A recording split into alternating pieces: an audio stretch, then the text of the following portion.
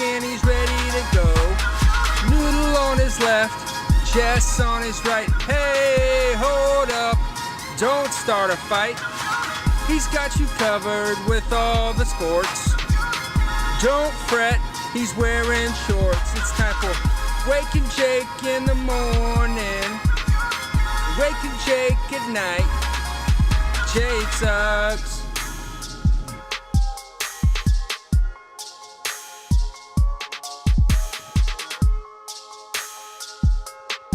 Good morning, Bakers. What is going on, everyone? Welcome to Wake and Jake. Myself, BBD.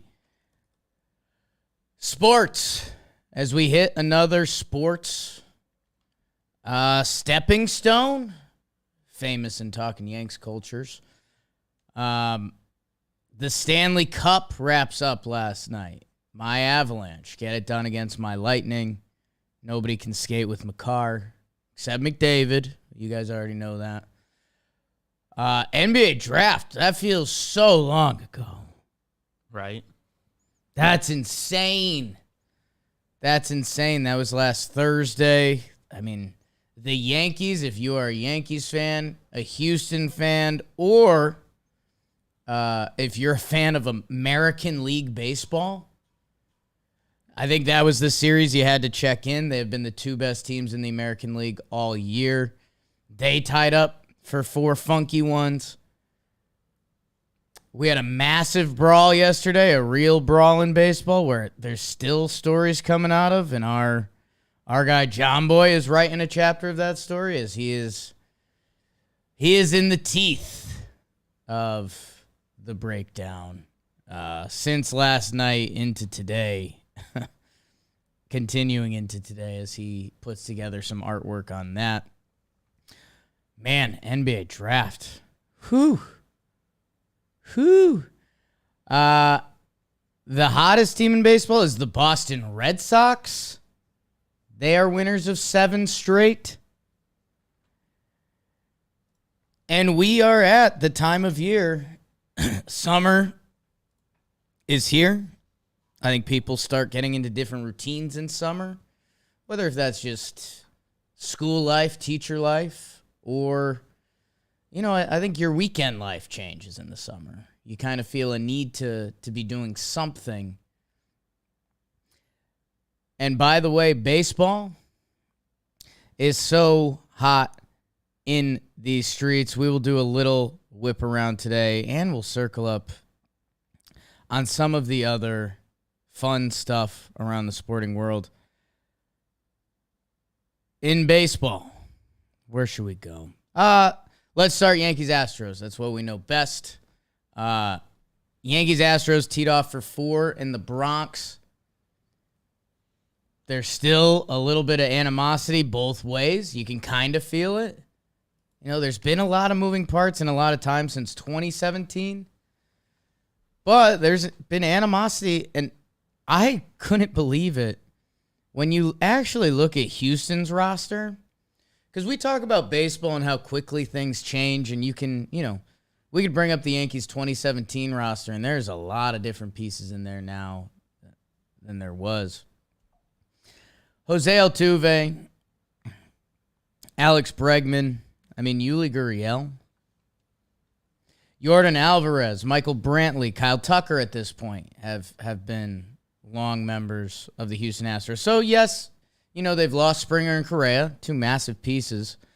Martin Maldonado has been a part of this Houston team. In my head, when I think back to these Houston Astros teams, he will have been a part of that. Jason Castro also kind of in a way, even though, doesn't matter. But just painting the picture a little bit. Justin Verlander, he has now been a part of this for a long time. Jose Urquidy and Christian Javier. Again, I know we're chopping it up differently, but I've seen a lot of these guys. Framber Valdez. This Houston team, it's a lot of the same faces. And for the Yankees, obviously, Judgy is still there. I mean, can you tie in LeMahieu and Stanton at this point? That's kind of a different tier, but they've felt some emotional ball games. Not 2017, but the aftermath of that. Yeah. They had a long series in 2019 that was emotional, that they were very there for. Aaron Hicks has been. Is there that year? Gleyber Torres right after. Kyle Higashioka. Okay. Sevy being back for the pitching staff, you feel that a little bit. So I don't know. That was one of those, Monty. Looking at Houston's roster, and now Garrett Cole, kind of the great connector piece of all of this. They played a wild 4-game set. I was at the Thursday night game with Joe's. Unreal. The Yankees go down a 3-run homer, which I hope becomes like an official Yankees rallying cry. If you go down 3-0 in the first, I want that in Yankee land to be like, we got you. Going back to the Didi wildcard home run. The Yankees match it in the first. They hit Altuve, first batter of the game. I said, oh no, don't do that. Like, you don't poke the bear with these guys. It's kind of been proven. They're pretty damn good. Yankees match the 3-run homer. Your Dong hits a 3-run homer. Fast forward to the 9th inning at this point. That was the 3rd inning. And they were still up 6-3. Aaron Hicks hits a massive 3-run homer as he continues his revival tour. His every other month stuff. I might have to tweet that out this morning because it's ridiculous. And then big Aaron Judge, future captain, maybe, figures out his arbitration the next day. He has the walk-off pitch on a 3-0 pitch. I know, believe me, I'm team swing 3-0. I was telling Judgy to swing 3-0. I believe in him. It still is mind-blowing a little bit. I mean, how far removed are we from, like, you didn't swing 3-0? Like, not long? Like, what was going on 10 years ago? Maybe I should ask Chris Rose. But when did 3-0 become acceptable? Because here we are full-blown in it. But to still be able to do it is insane. You get one swing. If you screw up or even hit it at someone, you feel like a dodo. That was not the problem. Sorry for dropping a hard D there. Dodo. The series continues on. Verlander outduels Sevy. Again, each of them give up one homer. Sevy's happened to be a 3-run homer, while Verlander's was a solo shot. The Yankees get no hit by Christian Javier and the bullpen. And they got, like, legit no-hit. It wasn't like there's a lot of hot shots and line drives. They got beat. Javier finished with 13 Ks. 13 Ks. Not a lot of close calls. It felt like, I don't know if this is going to be construed as downplaying the Yankees or whatever. It felt like just very good pitching from the Astros. Just everybody was good, especially Javier. Did 7 innings of the work. So not only did they get no hit in that game, Houston wins. By the way, Yankees still lurked in that game. They had a couple runners on base, one big swing. Didn't happen. And then they go into the Sunday game, and Jimmy summed it up best coming into the game. He was like, it's no problem at all. Just need DJ to get a hit the first at bat of the game. He did not, nor did the Yankees into the 5th inning, 6th inning. I want to say the 6th. Until Giancarlo Stanton hits a solo home run. It's a 3-1 game. Altuve, by the way, homered on the first pitch of the game, so that's coming right off the no-hitter. And these Yankees, man, they have a crazy amount of belief and talent. DJ LeMahieu ends up hitting the big game-tying home run in the 8th. And here's Aaron Judge in extra innings. After we thought the Yankees might have blown it, Gleyber had a whole base-running thing. He rolled his ankle. He's down on the ground. Mike King with an incredible performance. The Yankees, the only time the 2 leads they had in this series were after they walked it off. Those were the only 2 times they held a lead. So bottom 9th and bottom 10th. Astros kind of dominated. I think the weak part of their team is their bullpen. I know statistically, their bullpen's been incredible. They're number 1 in reliever ERA. Ryan Stanek has been really, really good. They called up a guy, Seth Martinez, who essentially had been perfect until yesterday. Maton kind of broke out in last playoffs. Brian Abreu's got all the arm talent in the world. Rafael Montero's been really good. Ryan Presley's been consistent for a while now. I guess my thing is I don't know Montero enough. I know he's been around the league for a while, and it looks like the Astros are getting a lot of him. The Yankees are very familiar with Ryan Stanek. I know he's improved since his Tampa days, but he doesn't scare the Yankees. Ryan Presley does not scare the Yankees. Neris, I think the Yankees have gotten to him once or twice. And even in the no-hitter game, Neris was a participant, and he pitched the least effective inning, happened to not give up a hit. Right. And it's more so complimentary to Houston and who they are, saying their bullpen is the weakness while they have the number 1 bullpen ERA in baseball. The top 6 of their lineup is silly. 7, now that Pena's back, didn't get a full dose of him this weekend. Saw some of the defensive, rumors, I guess, or why the stats like him. Young guy, looks like he moves incredibly. Kyle Tucker is a monster. Yordan Alvarez is a monster. Bregman is a constant threat. Brantley gets hurt in this series. He should be back, but he's Michael Brantley, and Jose Altuve and what he does against the New York Yankees / the rest of baseball is incredible. I'm normally not this guy. I talked about it on Talking Yanks a lot last night. It's one of these teams in the AL. I've really never been more confident in the summertime in saying that. I hope I end up, well, actually, I don't. I'm a Yankees fan, so I will be rooting for them.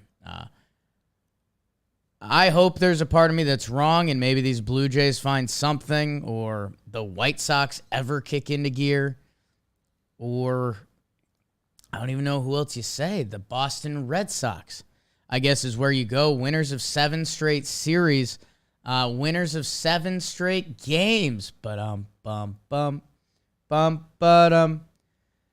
The Boston Red Sox are 2nd in the American League East. Remember, we were kind of ready to write them off and talking about, are they going to have to reshuffle their assets? I believe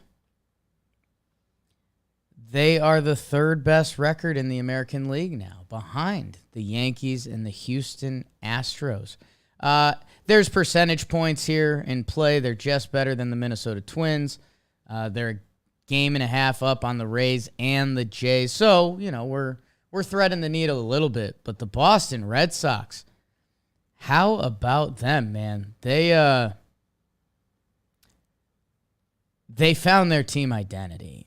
They are 1st in batting average. They're 3rd on base, 5th in OPS. This team, when they are right offensively, it's similar to the Houston Astros. The top part of their lineup is just so formidable. They're getting stuff from, over the last 7 days, Jarren Duran, the prospect. That's what Cora's kind of been tinkering with, is finding another guy, whether it's a Duran or, someone at the top of the lineup. Kike should be coming back soon for them. But Devers is putting together a monster season. JD Martinez, Bogarts. Verdugo's had a nice last week. His numbers were in a weird spot for him. Trevor Story, we know he came around. Full pension Piv has turned it on at some point this year. Michael Wacha. They're getting some performances out of the bullpen. John Schreiber, not really in my book, but look what he's about this year. The Boston Red Sox are full-blown in this thing. They've got 3 coming up with Toronto. That could be interesting. But then they go Cubbies and then Tampa. So we will see. I know it was an easier part of the schedule for the Red Sox. Fangraphs has them at an 81% clip to make the playoffs. Holy smokies. It has the Blue Jays at 93%. So they still like the AL East. It has the Tampa Bay Rays at 61%. So There's going to be a lot to be sorted out. I would love to know. Maybe we'll have to tap in to Carabas at some point. Do I give him the call? Whoa. Early morning, Monday. Aggressive way to start the week. Feels like a Wednesday move. I guess that's something I want to look into. Will the Red Sox be willing to add a big piece at the deadline, or would they be doing something like, I think Tristan Casas, their big boy prospect, he's doing some stuff in the minor leagues now. Preseason, all the chatter was he's coming up at some point this year. So is that the move? Is that the move, or is he on the move? I don't know the story. I'm excited to find out from Red Sox Nation. And hey, maybe they are. Maybe they read the tea leaves and they do think they're the third best team, and with a couple upgrades, whether a starting pitcher or bullpen or another bat in the lineup, I don't know if that's what they're about, but they are currently the third best team just last year. They weren't supposed to be one of the last few teams standing. Right. They were a good team, but playoffs, anything can happen. And they swept the Guardians, man, who the Guardians had been playing a better brand of baseball. They drop or stay at second in the Central. Them and the Twins have been up there. Doogie with a good big home run in one of those games. That might set him off. It looks like he's already kind of going. The Orioles took 3 out of 4 from the White Sox. Baltimore Orioles have the same record as the Seattle Mariners, so maybe we do need to start talking about them in a slightly different light and a little more credit to the Orioles. This was in Chicago.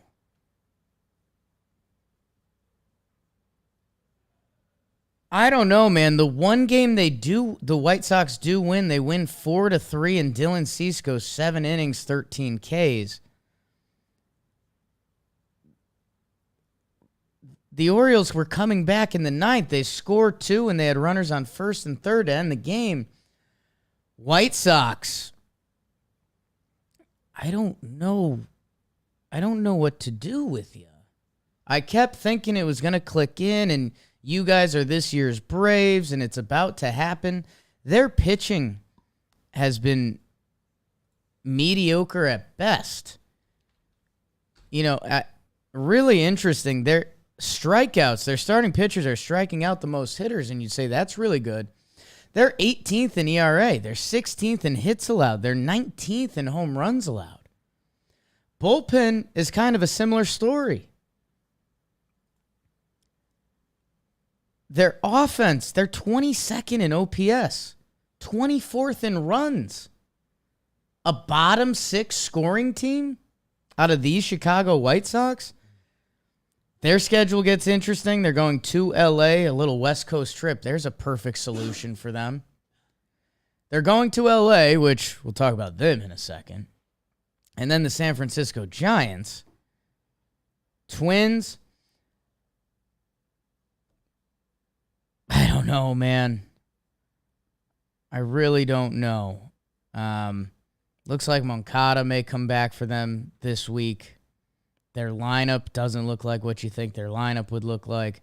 Their rotation does look like what their rotation would look like, and maybe that's when this team will figure it out and go, is if their rotation can have a special couple turns through.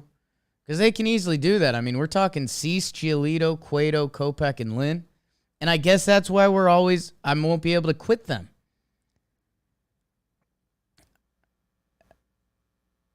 Man, it's so odd to see. They seemed like one of the locks of the season, right? Like the Chicago White Sox and kind of the lowly Central. Shots fired. They're 34-37. They have the same record as the Texas Rangers. Similar to the Angels. They're not far off from my Diamondbacks. They have essentially the same record as the Marlins. I don't know. I mean, the Fire Tony, I know the fans are already chanting it. Does that not seem I know people may think it's contradictory because we didn't get excited about the Angels really firing Madden or the Phillies firing Girardi, especially the Phillies, because they promoted his assistant coach, who's basically Girardi's guy. Like, he's definitely still, like, talking with Girardi. Girardi may be coaching the team, pseudo from the inside. That's unfair to Rob Thompson. If you're the White Sox, I don't know, man. Seems kind of like an easy why not at this point. You have underachieved so much, and you have kind of a controversial figure managing your team. I don't know. I think the other big story in the American League before flopping over to the NL, the Angels and the Mariners get into a brawl yesterday. I told you Jimmy is working on the breakdown. He is in it. I have a feeling this is going to be like a 22-minute featurette. Seems like it's on its way to being one of the long kind. Yes. Yes, breakdown featurette. The Angels and Mariners, speaking of underachieving teams, the Angels got off to their good start, started patting myself in the back because I thought they had a chance. I thought they had the talent. That 14-game losing streak really hurt. If you take that out, they've still been pretty solid. You can't do that, though, because it was a 14-game losing streak. BBD, you know Mike Trout's WAR this year? What's Mike Trout's WAR this year? 4.2. I'd imagine that's pretty high on the list. Shohei's at 3.2. Shohei does two jobs. He sure does. Not for the White Sox. The Angels and Mariners get into a brawl. This was bubbling over. I listened to a little bit of our guy, Phil Nevin, who's now the interim manager. He was the Yankees' third base coach. He was pretty nice to us. These teams had played, I think, 8 times in the past 10 days or something like that, or 2 weeks. And he said, like, he kind of went baseball guy on it. He's like, if two teams link up like that much in a couple weeks, he kind of pointed to the schedule, which, hey, come on. That doesn't mean you can fight. They get into a big old brawl. He, from what I know, he essentially threw an opener out there potentially to do some hit-by-pitch stuff, which can't be doing that. That's a little barbaric. Let that word resound. We get one of the bigger recent brawls in history. I mean, Raisel Iglesias is throwing seeds on the field. The bullpens are out. A lot of pushing and shaking. This tussle went on for a while. You had the side tussles going. Again, Jom's got the breakdown coming. I think, kind of like firing a manager, a good brawl is something you can point to and circle in sports and see what happens after. It's kind of like a coach getting a technical foul in basketball. How many times have you seen a coach get a technical foul and they say, since the technical foul, their team is on a 20-8 run? We like to point at something. It's something that changes energy in the building, at the game. The Angels win a 2-1 ball game last night. Let's see. 1, 2, 3, 6. 6 plus 6 is 12, 14. The Angels have 20 games to the All-Star break. I can almost guarantee you when the All-Star break hits, we will be saying, since that brawl, the Angels have gone blank and blank. Seattle Mariners, same thing. Because guess what? They have the same. Sports are so funny, man. They have the same exact record. Excuse me, the Angels have one more win. 35-40, 34-40. Will this brawl be the go that these teams need? I don't know. Angels, I'd circle them a little more than the Mariners. At least the Angels have felt their team be good this year. They just had one stretch where they were so bad. The Mariners have had no go. They've been no-go all year.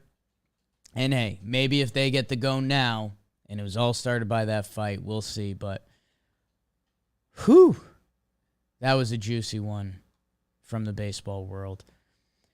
We'll do a little NL quick. The New York Mets remain on top in the East. What they have been doing without Scherzer and DeGrom has gotten to the point that we need to start saying that more. You know, we thought a lot of this Mets season hinged on Scherzer and DeGrom. They end up getting walked off on the last game by the Florida Fish, but they won the first two, man. And they keep winning series. They're a really good team without, like, two aces. Aces can be a controversial term in baseball circles. Not with Scherzer and DeGrom. They continue to lead the East.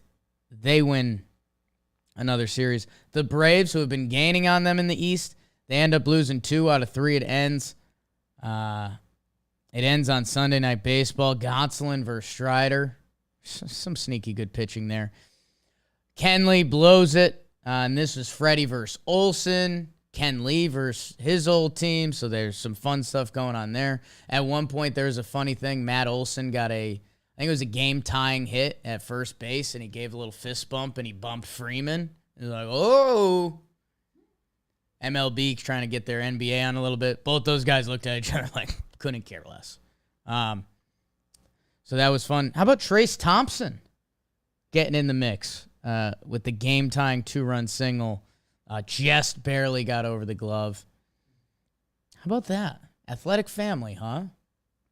It's pretty insane. Dodgers, they win their series. The Phillies take 3 out of 4 from the Pods, so that's impactful both ways. The Phillies get a big series win after they just kind of had a blunder against the Texas Rangers, one of those weird 2-game interleague sets. They take 3 out of 4. The Padres at home. You know, the one game they do win is the Battle of the Nolas. Austin Nola versus Aaron Nola. The only run driven in was by brother Austin Nola. Tough start for Gibby. We don't like that, but the Phillies end up coming back because they get a nice performance out of Nick Nelson in the bullpen. Big Schwarbo home run in that one. Good for the Phillies. My Padres, I've been enjoying them this year. Lose 3 out of 4. Hey, they're the 5th best team in Major League Baseball. Top 5 team. It'd be hard to not list the San Diego Padres. We'll see if they can recover as Philly. 39-35. Right now there are 2 clear tiers in baseball, and it's right at 15. There are 15 teams over 500. There are 15 teams under 500. And nobody's currently towing the line. That'll change soon. The Phillies and Guardians are the closest to it, 39-35. Guardians are 36-32. Under 500 are the Rangers, 34-37. White Sox, 34-37. And then you get into some Angels, Marlins, Mariners. Let's see what else needs to be hit. Reds took 2 out of 3 from the Giants. Come on, Giants. Cubs took 2 out of 3 from the Cardinals. Come on, Cardinals. Those are both bad. Kind of gender benders, if you will. Twins won their series as they stay atop. They're a conversation point. Maybe we'll come back to them. Blue Jays. I gave a warning at the end of last episode. Alejandro Kirk has been going nut job. They lost 2 out of 3 to the Brewers after winning the first game. The Blue Jays have a tough little schedule coming up, and they're currently tied for 3rd or 4th in the AL East. This is a team that talked about being dominant. Talked about how this season, last year was the preview, get your popcorn ready. They have not. Their popcorn is not ready, man. Rays swept the Pirates, and that's obvious. Actually, that's not obvious, but good for the Rays. Twins take 2 out of 3, and I think the story there, my D-backs lost 2 out of 3 to the Tigers. Nats, Rangers, nope. Wes Johnson, short king. One of the stories around baseball, everything when you end up putting it in the pot does make sense. But it was pretty odd to see. It was pretty odd to see that the first place pitching coach of the Minnesota Twins, Wes Johnson, left for the pitching coach job at LSU. So same title, majors in college, a first-place team mid-season. So, again, That's the part that's like... think about what I just said about Mariners and Angels, how we're going to go back to that and be like, since the brawl, these teams have done bar, bar, bar. For the Twins, it's going to be since Wes Johnson left. And maybe it's on a good note for them, but I don't know. That's just something, it doesn't feel right. As a snobbish Yankees fan, like the Yankees just would not let this happen. I hate to be obnoxious about it, but it's very true. Like the Yankees, maybe I shouldn't speak on it, but if Matt Blake right now tried to leave. Unless he, like, during the season it wouldn't happen, though. Like, Right? I was going to say, unless he, like, really wants to be a GM or a manager. Like, Yankees can't stop him from getting one of those jobs if he's offered it. Here's what I guess I'll say. That wouldn't happen on the Yankees. It just wouldn't happen. And like you alluded to, you put everything in the pot. It doesn't not make sense. He gets more pay. doing a little digging. His salary more than doubles. It's probably way easier to do the work-life balance at the college level. It's got to be less travel, shorter seasons. Yeah, it's a different work-life balance. I mean, if you get into recruiting and stuff like that, it gets different, but you're more localized. And yeah, I think Security. what LSU is as a baseball program and who he is as a pitching coach and what you can do, I think, yeah. If I told you got a better chance at work-life balance, you'll probably get more credit at your job. You know, in the pros, sometimes we give pitching coaches credit. We also give them a lot of shit. Here, he's basically going to be grooming high-level prospects. Yeah. Yeah, baseball or at the MLB level, I think like really just the top guys, and it sort of depends on the situation, get like the full credit. I mean, how long was Brent Strom there, and we called him the best pitching coach? He left. Astros pitching hasn't really fell off. They're still decent. They got a good program there, I guess. So yeah, a couple Twins pitching tidbits that I've grabbed for talking baseball. Stay Coming up tuned. after this. Talking baseball coming up And one after other thing. this. Riley Green's playing. That's cool for the Tigers. That's kind of your baseball whip around. We're doing talking baseball after this. Maybe you've seen it. Popular on the internet. What am I doing?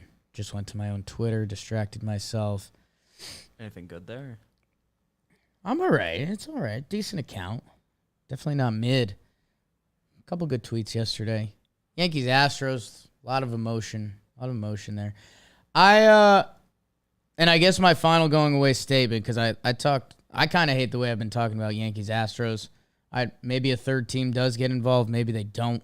I don't know if I'll be able to believe it or not, especially with the Astros pedigree and just being a Yankees fan and seeing what I've seen day in, day out. National League, it would seem pretty obvious that you could say Mets and Dodgers.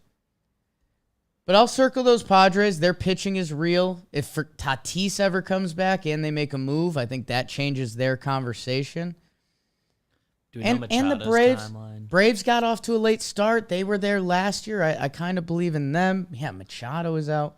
Okay, that makes their series loss feel a little better. Yeah, Braves, I guess, kind of in the same bucket as the Red Sox. Slow starts, and since whatever date have been one of the best four teams. And, a little bit of a pedigree there. Red Sox were in the CS last year, and there's some guys from the World Series. A good still franchise, in deep franchise runs. So, yeah, I guess. Good franchise. Yeah. I guess for me, I enjoy parity in sports.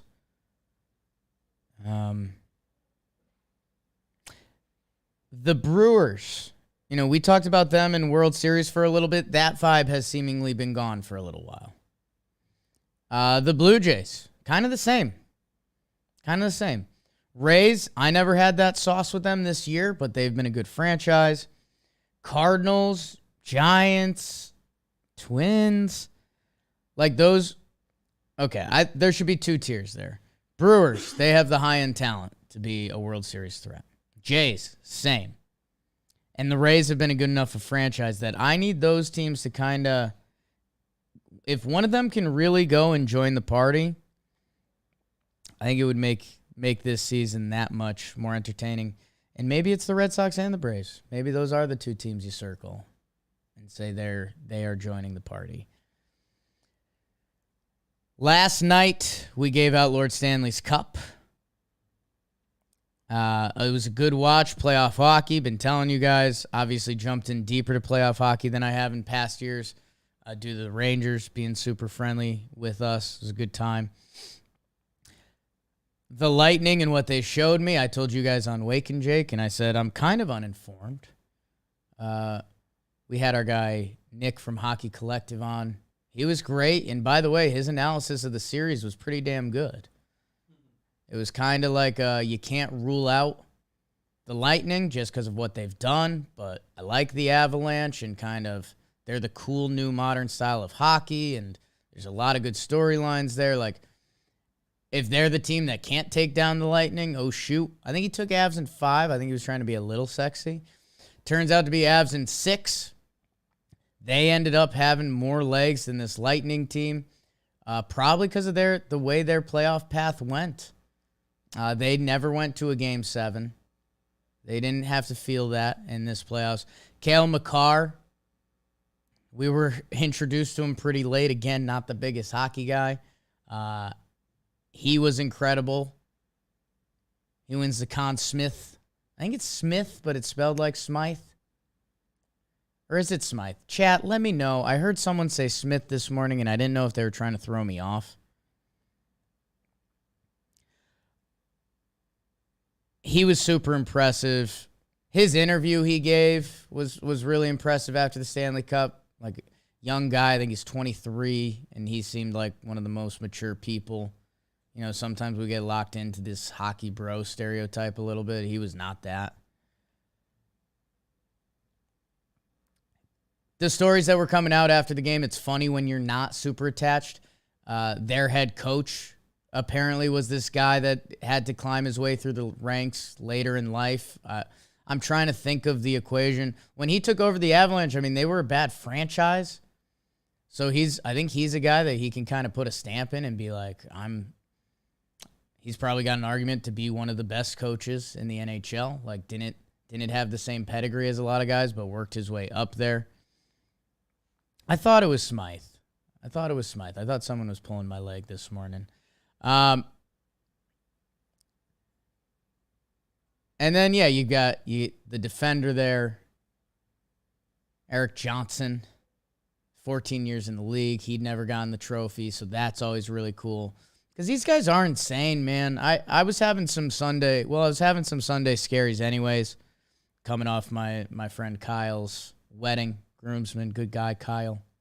Day 1, elementary school, tall. Him and Katie, congratulations. Beautiful wedding on Long Island. Had my fun, a lot of dancing. Turned into Trump, a lot of fun, little bit of dancing. Melania. Cool for the Avalanche. I mean, I think hockey people are really excited. We talked about it. That these are probably the two best teams they had to offer. Crazy seeing the Lightning wear out like that. Hockey's a brutal sport, man. The first goal that went in off Vasilevsky, he got like the corner of his pad on it, but it wasn't enough. It gets in. They had a couple attempts, but not many. They just like they ran out of legs. It's pretty crazy to see that happen to a team, but the NHL hockey playoffs are an absolute grind. Good for the Avs. And yeah, it looks like they're set up, man. Looks like they're truly set up. And the Lightning, some of their quotes after are pretty badass. Like seeing how emotionally beat up they were. They kind of thought they were a dynasty. People are taking that word for them. It's to be dramatic sports media a little bit. But everyone says for a dynasty, you need that third title. And this would have been it. We'll see, man. I think those dudes are going to be back. Like the look in their eye after losing made it look like they're a bunch of like serious hardo competitors, that they will be back. Interested to see how they improve on the margins. The extra amount of hockey games that team has played, including all their playoff runs, is insanity. Like, after seeing how worn out both teams were by the end of this, it's insane thinking about the amount of playoff games they have played. Insane. So, good for hockey. I think the playoffs were a blast. It was fun getting in there. Would a Game 7 have been cool? Sure. We got ice in the chat. Love that. Yeah, the Avs, I mean, they came from basically lovable losers. They have a couple guys that stayed around through those losing years, along with the breakout of Makar, and their goalies weren't going to be enough. They were. Their coach wasn't going to be enough. He was. That was pretty cool. So, yeah, I don't know. I mean, I still don't think I'm a hockey guy, but that was fun. Might have more of a game plan going into the playoff hockey next year. Yeah, I guess I want to be more prepped for next year's playoff hockey, whatever that means. Maybe like 2 hockey updates during the year. I don't know. We'll do a little bit on the NBA draft. Before we pivot to there, circling back, we mentioned Tristan Casas on the Red Sox chat saying he's hurt in the minors right now. Oh, okay. I've kind of had them on Josh Bell watch anyway, but that seems like the best rental first base option. The chat also mentioning they're probably going to be in. On bringing in a first baseman feels like the biggest hole, but if we talk to someone, I'd be curious if they agree with that. NBA draft. NBA draft. I just sent a horrible text because I was just trying to think about too much while sending a text. And there. And one of my buddies just said texting during the show. Okay. NBA draft. Banchero goes 1 to Orlando. This was a surprise. People kind of thought it was going to be Jabari Smith or Chet Holmgren. They go Paolo. I'm not the biggest Paolo guy. I think it's a little hot takey. I think when I say that, I'm saying it. I think he's going to be really good. I mean, he's massive. He's 6'10", 250. He can handle. He can pass. He can kind of do a little bit of everything. I think it was right the way people said it, that he's currently the best player in the draft as of right now. Probably like a lowest floor type deal. For me, when I watched him at Duke, he always did the same move. You guys heard me talk about it. He kind of would just go into the lane, spin, and hop, and hope something happened. Sometimes it would, and it would look beautiful. A lot of times, sometimes it did not, and it also looked bad. We'll see. I guess my thing where I get scared is he is so naturally big, which is a great thing for now, but also you're naturally going to get bigger. That as you age, you get bigger. And I just don't know if he gets any bigger. I'm worried about that and what that means in today's NBA. This whole Duke team, like a couple of the previous Duke teams, I don't really know what you do with it. Like, the talent was there. Again, I mean, Mark Williams, he's more of a traditional center, or he is a traditional center. He went 15th. He's the type of guy that, again, probably 20 years too late. He probably would have been a top pick. AJ Griffin ends up sliding in this draft as he kind of underachieved at Duke. He would go missing at times. People thought he was going to be high lottery for a while. He falls to 16 in Atlanta, which might be a good situation for him. Might be awful because I think he's got a little bit of the Atlanta-itis. I don't want to say soft, but like they like to shoot threes and try to outscore you, and that's kind of it. Him and Trae Young, I don't know. That defense could be tough. At the rest of the time, Orlando was shocked, by the way. Orlando fans, they really didn't think Paolo was the guy. We'll see how it works. I mean, there are people that easily think he's the top prospect in the draft, and they got the 1-1.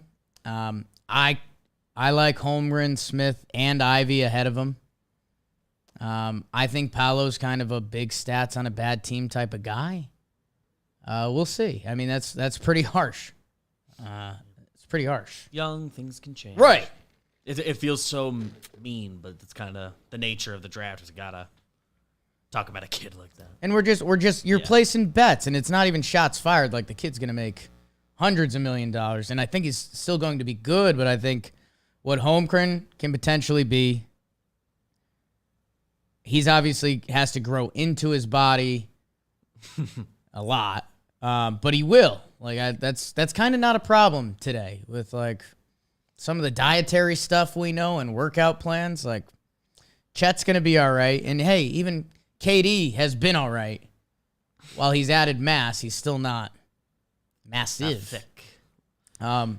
Yeah, in the NBA, it's this league in particular. It's a common thing. I think teams, for the most part, have their equations and know how to work with that and develop. I mean, the Thunder are pretty wild. They took Poku and now Chet. There's a lot of memes and images about that. Who knows, man? I mean, this whole Oklahoma City thing is an experiment the NBA hasn't fully seen before. I mean, they're either going to be one of the coolest, most fun watches in a couple years, or we're going to be talking about how it just didn't happen. I kind of bank on it coming together at some point. Shai Gilgeous-Alexander might be on the move at some point. He might not be on their timeline. We'll see. He could also be their guy and lead them through the timeline. I don't know. Jabari Smith, shocked to see him go to Houston. I think they probably were too. He's nasty, man. He's really good. The shot-making ability he has. I saw the knock on him right now is that people see a lot of Rashard Lewis in him. And I think what people probably don't fully appreciate is that I think if Rashard Lewis played in today's NBA, he'd be respected a little differently. Like, Rashard Lewis got a lot of buckets, a lot of three-point shots when, like, almost big men still were, I don't want to say faux pas for you to shoot threes, but you didn't get the same amount of love. And, like if you're wide open, you can take one today. Like, go look at a lot of Rashard Lewis's teams. I don't know, man. I think Rashard Lewis, if he was in today's NBA, would be looked at a little differently. I mean, again, maybe it's more like Paul George. Although Paul George can play some defense. Yeah. I like Smith.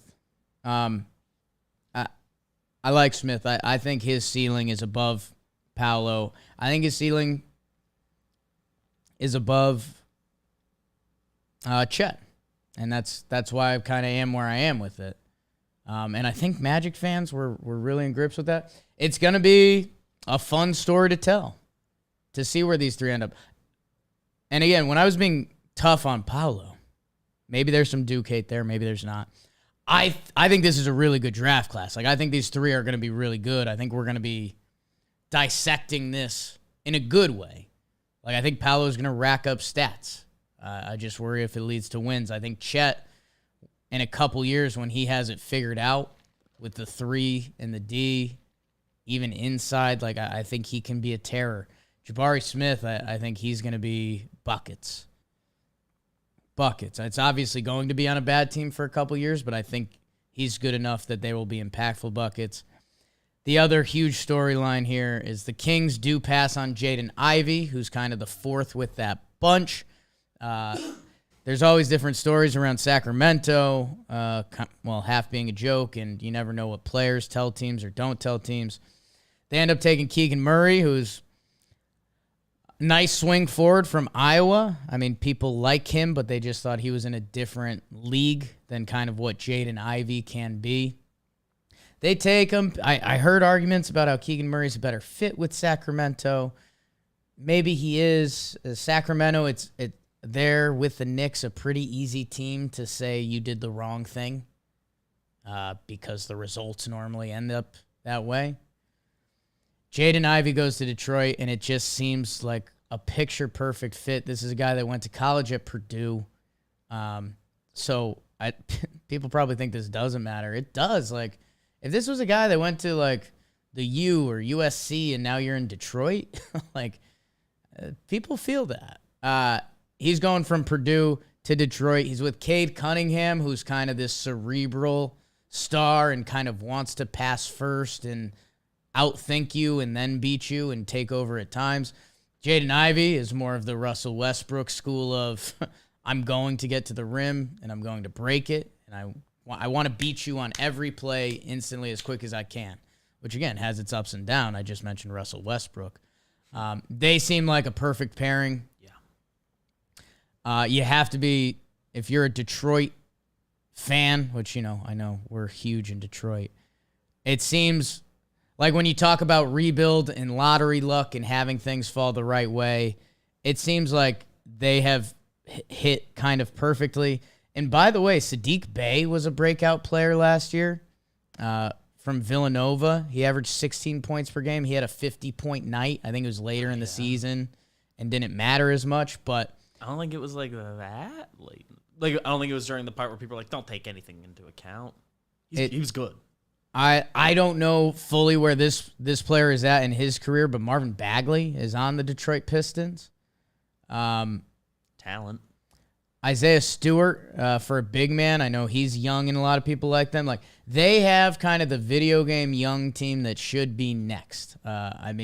Cade Cunningham, Jaden Ivey, Sadiq Bey, Marvin Bagley, Isaiah Stewart. Detroit is kind of the big winner in all of this. I think Ivy is the perfect fit for them. That's pretty exciting. I think they're going to be a lot of teams, a lot of people's league pass team this year. Mix some words there.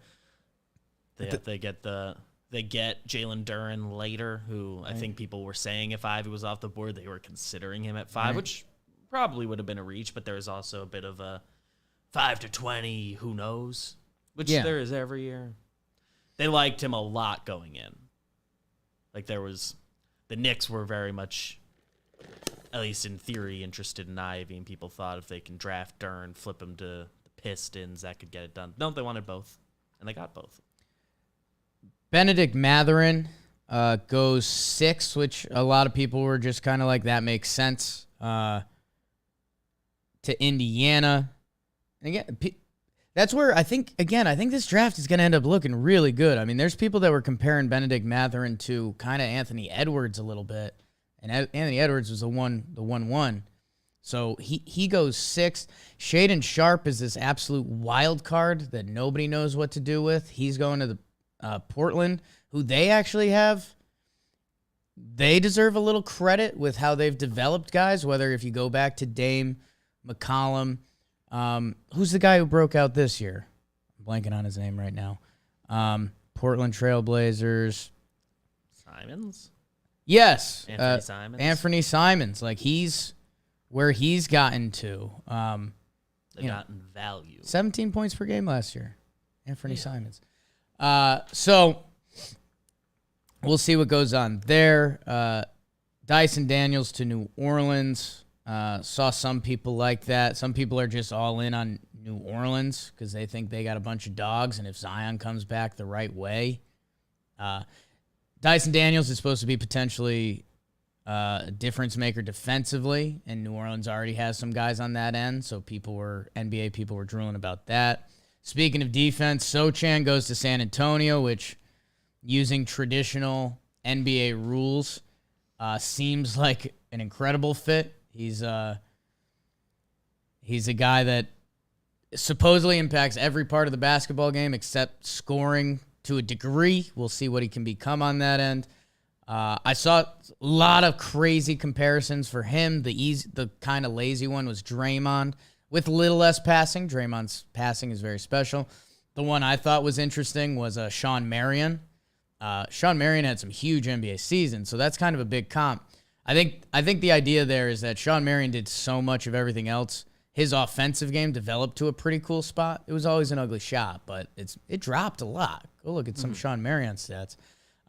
That a guy like Jeremy Sochan with Pop and San Antonio's system is just an exciting thought to get behind. Johnny Davis goes to Washington. He supposedly can get buckets and be a dog. Him and Benedict Mathurin, the 6 and the 10 picks, everyone was just like, this works. Like, no further analysis. Like, you grabbed... See why you'd want him. You kind of grab the most talented guy at the spot, and we'll see how much it works.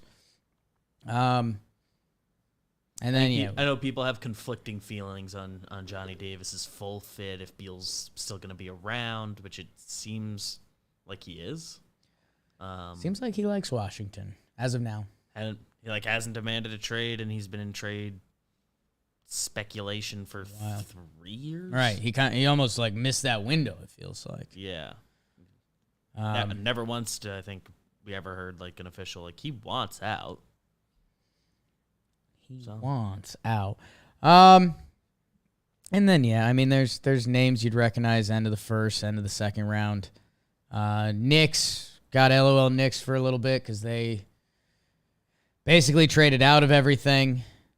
I think when the dust settled, people were more like, this was a decent draft for the Knicks. They asset-wise, they ended up in an okay place. Pure value, it's kind of whatever. It's just not fun. Yeah, you'd rather have that name that you could be like, ooh, AJ Griffin can be really good.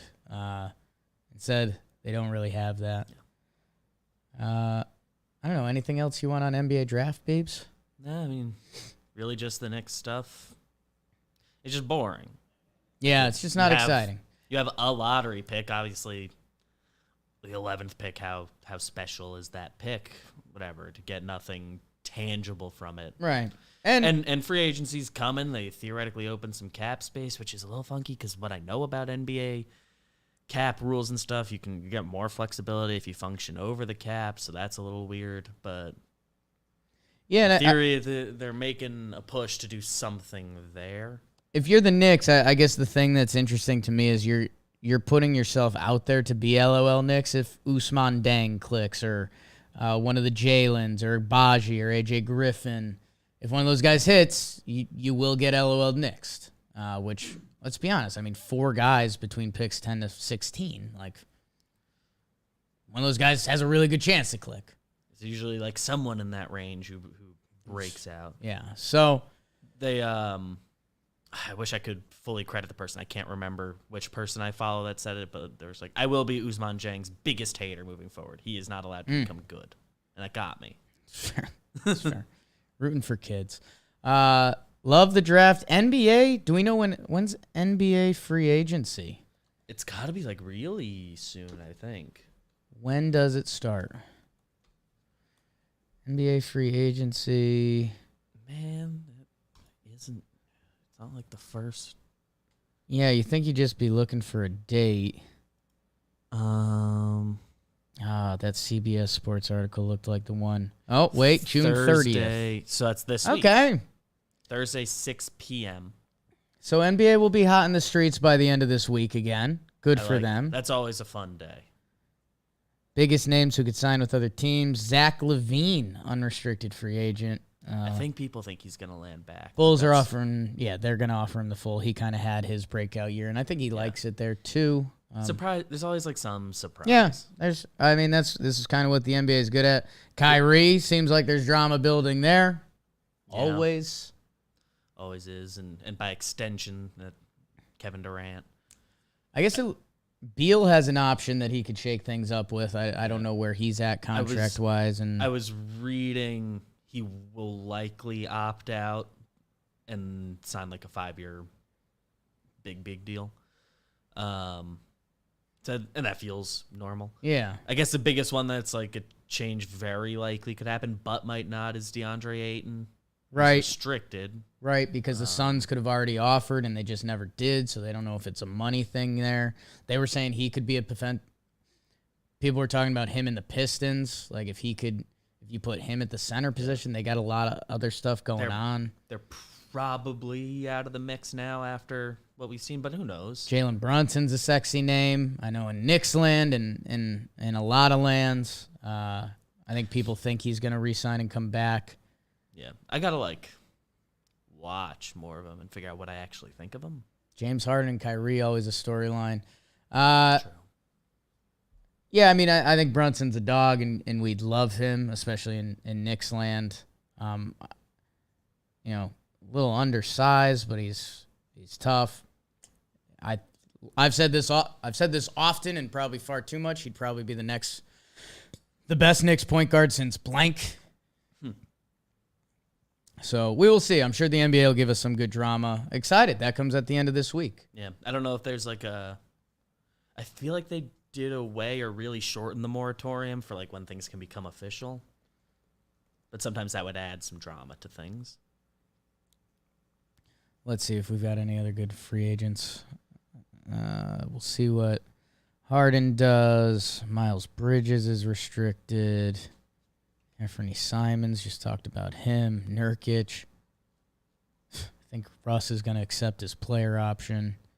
I know John Wall accepted his, which makes sense, but also I think I replied to the Woj just like, it just feels rude. Because you refuse to play there. Your choice. Hate to be rude to some of the names, but this is a bad NBA free agent class. Yeah, especially given like he's my not a lot of players expected. The players expected to stay are like the good players. Right. The best players are expected to stay. He's my guy, but Bobby Portis is listed as top 12 free agents, and a lot of the guys ahead of him are either restricted or resigning. So we just mentioned Russ, and he's on probably the same list we're both looking at. He's like the 10th best free agent. Go get paid, Bobby Portis. Retweet the picture of us. Had a shot with Bobby Portis. That lives on forever. That was a good day. It's a good day. That was a good day. Mo Bamba's unrestricted. Let's start wrapping it up. We've got a big day here at John Boy Media. Saw Victor Oladipo's name. Ooh. Last time I saw you, we were talking about freeing Shohei because of the performance he put on last week. I think it was a 13 strikeout game after an 8 RBI day, something like that. Be fair, Monk. Wherever Ohtani goes, so does the ad deals and TV deals from Japan. Yeah, like the actual equation that will go into how much teams can offer him when he is a free agent. Sheesh. Tom Ace, Cale Makar won the Conn Smythe Trophy as playoff MVP, and we all know only McDavid can skate with Makar. Yeah. That's what we've got. That's what we've got. That was so perfect. Let's see. Malik Alali. In NBA, you never get back the worth of a superstar player in a trade. Is that different at all in baseball? Great question. It's different. The NBA, the top guys are so good, and you can kind of tell who are going to become the top guys, that it's really tough to do that. We've actually seen in recent years, we've seen NBA teams do better than that stereotype for a little bit. Like, I want to say Paul George to Indiana was like Sabonis and Oladipo, and that ended up looking really good for a little bit. Yeah. Especially with like how it shook out in OKC. Not that it was bad, but he ended up only there the 2 years, but he extended. And I even think like something a lesser tier like McCollum to New Orleans. Like I think, he was considered the best player in the trade, and I don't know. I'd have to dive into that a little more. Baseball, it's just the great unknown. You're often trading prospects that you could trade for the 30th ranked starting or prospect who's a starting pitcher, and they could go on to have a 14-year career. They could have a 14-year career and be lights out. They could have a 12-year career and be mediocre throughout. They could have a 3-year career. They could not make the majors. There's just so much range in it. Yeah, just get hurt. You just never know. And if you trade for a superstar who's on a big contract and they fall off, like you could be on the wrong side of things pretty easily. So yeah, it's just, I think baseball's a little more, well, I was going to say a little more complicated. Baseball, there's a little more unknown. Basketball, there's a lot more trade rules that go into it between cap and what has to match. And it feels like negotiating is a little bit out of that. Like, there's a lot of things that have to line up in the NBA to make a trade work, where baseball, you can kind of, if you both want to do it. I don't want to say wing it. Basketball, it feels like still if you get the best player, you won the trade, but the way asset allocation works, it's like, well, did you get the best player you could with those assets? That's kind of what it boils down to. Yeah. But you still win the trade on paper, I think. Baseball, Leading. you don't know. You probably, if you put it on a pot, it works out similar rate. Best player win the trade. Every now and then, a prospect in a couple years, you realize, would have rather not traded them. Be a good dive. Get research on it. Thank you guys for baking the algorithm. Love you guys. Like, share, review. I think good ep today. A lot of sports snuck up on us. Didn't even talk about Shoffley winning the Travelers in my Connecticut. Ooh. Let us go on to Bro of the Night. A lot of good candidates, a lot of good stuff happening all around baseball.